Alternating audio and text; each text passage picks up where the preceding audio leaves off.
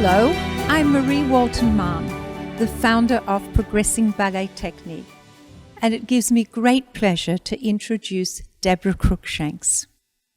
Debra is the founder of the Dancers Clinic in Sydney, Australia.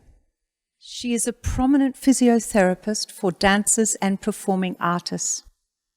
Debra is a sessional lecturer in anatomy for the Royal Academy of Dance and mentor for the anatomy component of diploma examinations for Cecchetti Ballet Australia.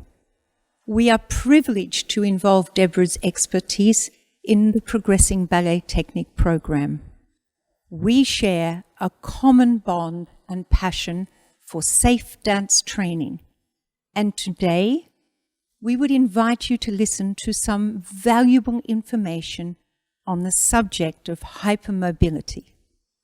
Welcome, Debra. Would you kindly explain the spectrum of hypermobility and the disorders and differences between them?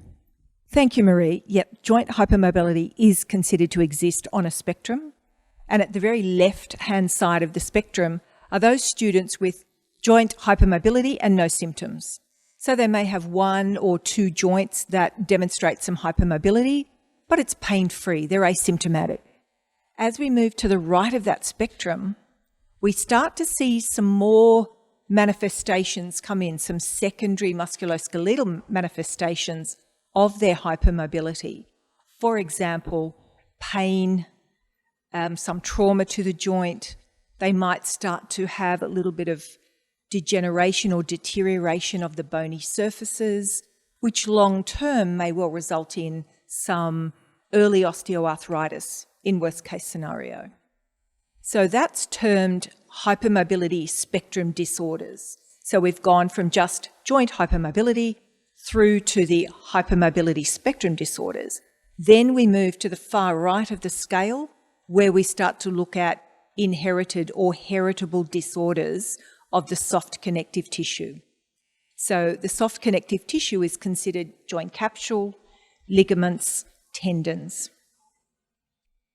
Syndromes that fit into these heritable disorders of soft connective tissue would include Ehlers-Danlos syndrome and Marfan syndrome. And whilst these students are very, very hypermobile, it does not preclude them from dancing. I've treated students with Marfan, and we just had to be a little bit careful and work within a safe range for them. I know. See if you can go as high as you can with that strength here. Good girl. Each time it gets stronger. Take the last one to derriere and into an attitude.